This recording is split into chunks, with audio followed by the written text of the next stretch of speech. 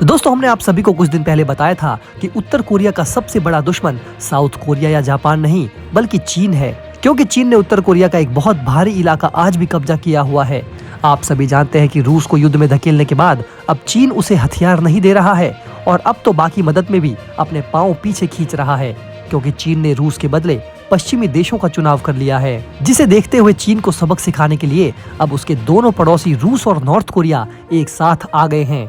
चीन भले ही रूस को हथियार ना दे रहा हो, लेकिन नॉर्थ कोरिया ने रूस को हथियार सप्लाई करने के साथ साथ तमाम मदद देने की संकल्प ली है। नॉर्थ कोरिया और रूस के बीच बढ़ते संबंध तो चीन के लिए मुसीबत पैदा कर ही रहे थे, लेकिन इसी बीच नॉर्थ कोरिया ने एक और नया धमाका कर दिया है। उसे जानने से पहले आइए जान लेते हैं कि चीन और उत्तर कोरिया में कौन सा विवाद है। तो दोस्तों, चीन और उत्तर कोरिया में यालू नदी पर बने 205 आइलैंड को लेकर तगड़ा विवाद है। 1962 में दोनों देशों के बीच समझौता हुआ था। इसके तहत 127 आइलैंड नॉर्थ कोरिया के हैं, जबकि 78 चीन के हैं। हालांकि नॉर्थ कोरिया दावा करता है कि उसके कुछ आइलैंड अभी भी चीन के कब्जे में हैं।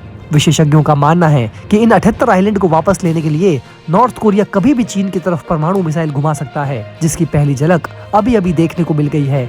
आप सभी जानते हैं कि चीन का सबसे बड़ा दुश्मन अमेरिका है, लेकिन उससे भी बड़ा दुश्मन चीन के लिए डोनाल्ड ट्रंप है, क्योंकि डोनाल्ड ट्रंप ने अपने पिछले कार्यकाल में चीन की ऐसी हालत खराब करी थी कि आज तक उसकी अर्थव्यवस्था संभल नहीं पाई है। इसी कारण चीन सबसे ज्यादा नफरत डोनाल्ड ट्रंप से करता है और उन्हें किसी भी कीमत पर दोबारा राष्ट्रपति बनते हुए नहीं देखना चाहता। लेकिन चीन के खिलाफ जाते हुए नॉर्थ कोरिया के तानाशाह ने कैसा ऐलान कर दिया है, जिसे सुनकर पूरे चीन और पाकिस्तान में हड़कंप मचा हुआ है, जबकि वहीं भारत और रूस में खुशी का माहौल है, क्योंकि डोनाल्ड ट्रंप ने अपने फैसलों से रूस और भारत का दिल जीत लिया था, जबकि उन्होंने पाकिस्तान और चीन की कमर तोड़ दी थी। नॉर्थ कोरिया के तानाशाह किम जोंग उन चाहते हैं कि अमेरिका में डोनाल्ड ट्रंप फिर से राष्ट्रपति बने। इस बयान को सुनकर एक तरफ डोनाल्ड ट्रंप, रूस और भारत काफी खुश हैं, तो वहीं दूसरी तरफ चीन और पाकिस्तान को मिर्ची लग गई होगी। आप सभी को याद होगा कि डोनाल्ड ट्रंप ने चीन के अलावा ईरान और पाकिस्तान जैसे देशों की भी हालत खराब कर दी थी। अब मेरी बात जरा ध्यान से सुनिए, क्योंकि कुछ ऑफिशियल स्टेटमेंट सुनाने जा रहा हूँ। क्यूबा में नॉर्थ कोरिया के डिप्लोमेट रह चुके री इल क्यू ने बीबीसी को बताया कि नॉर्थ कोरिया मानता है कि ट्रंप के कार्यकाल में अमेरिका से न्यूक्लियर वेपन प्रोग्राम पर समझौता करना आसान होगा। पिछले महीने रिपब्लिकन पार्टी के कन्वेंशन में ट्रंप ने कहा था कि किम जोंग उन उन्हें मिस कर रहे होंगे और किम चाहते होंगे कि मैं फिर से राष्ट्रपति बनूं। नॉर्थ कोरिया के पूर्व डिप्लोमेट के मुताबिक किम जोंग ट्रंप के साथ जबरदस्त गर्मजोशी का इस्तेमाल करके अमेरिका के साथ समझौता करना चाहते हैं। अब तक मैंने आप सभी को सुना दिया है नॉर्थ कोरिया के दिल की बात, लेकिन इसके साथ ही चीन को खुश करने के लिए नॉर्थ कोरिया ने एक और बयान दिया है। ट्रंप के बयान पर नॉर्थ कोरिया की स्टेट न्यूज एजेंसी KCNA ने कहा था कि अमेरिका एक धोखेबाज देश है जो अपने वादे पूरे नहीं करता। नॉर्थ कोरिया ने ट्रंप के बयान पर आधिकारिक प्रतिक्रिया भी दी थी और कहा था कि अमेरिका में किसी भी पार्टी के जीतने से उनकी नीतियों पर असर नहीं पड़ता।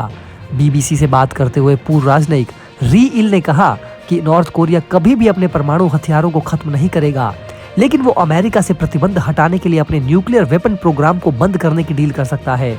आप सभी को बता दें कि ऐसा कोई पहली बार नहीं हो रहा जब अमेरिका नॉर्थ कोरिया के साथ न्यूक्लियर डील कर रहा है।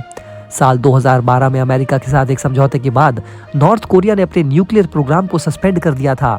बदले में अमेरिका ने नॉर्थ कोरिया को खाने की सप्लाई देने का वादा किया था, लेकिन इसके बाद नॉर्थ कोरिया ने एक मिलिट्री परेड में रॉकेट लॉन्चर और मिसाइलों की प्रदर्शनी दिखाई, जिससे समझौता रद्द हो गया था।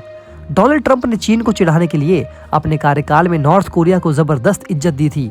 डोनाल्ड ट्रंप और किम जोंग के बीच की केमिस्ट्री देखकर चीन में धुआं उठने लगा था। ट्रंप ने अपने पहले राष्ट्रपति कार्यकाल में किम जोंग का नाम लिटिल रॉकेट मैन रखा था। वो चाहते थे कि नॉर्थ कोरिया का इस्तेमाल चीन को परेशान करने के लिए किया जाए। 2018 में जब अमेरिका के विदेश मंत्री माइक पोम्पियो नॉर्थ कोरिया गए, तो ट्रंप ने ब्रिटिश सिंगर एल्टन जॉन के गाने रॉकेट मैन की एक सीडी किम के लिए भेजी थी। पोम्पियो का मकसद नॉर्थ कोरिया को परमाणु हथियार बनाने से रोकना था और वे अपने मकसद में काफी हद तक कामयाब भी होने लगे थे, क्योंकि उसी साल किम जोंग उन ने अपनी न्यूक्लियर टेस्ट साइट को तबाह कर दिया और कई विदेशी पत्रकारों को इसे देखने के लिए बुलाया था। 2018 में ही अमेरिका और नॉर्थ कोरिया के बीच एक और बड़ी घटना घटी, जब सिंगापुर में एक समिट में दोनों देशों के रिश्ते सुधारने और कोरियाई पेनिसुला को परमाणु हथियारों से मुक्त करने पर सहमति बनी। लेकिन 2019 में समझौते की शर्तों पर विवाद हो गया, जिसके बावजूद किम जोंग उन ने ट्रंप को नॉर्थ कोरिया आने का न्योता दिया। 30 जून 2019 को ट्रंप नॉर्थ कोरिया जाने वाले पहले अमेरिकी राष्ट्रपति बने, लेकिन परमाणु समझौता नहीं हो पाया। 6 अक्टूबर 2019 को किम जोंग ने अमेरिका के साथ सभी चर्चाओं को खत्म कर दिया। नॉर्थ कोरिया के विदेश मंत्रालय ने कहा कि जब तक अमेरिका प्योंगयांग पर लगी पाबंदियां नहीं हटाता, तब तक कोई बातचीत नहीं हो सकती।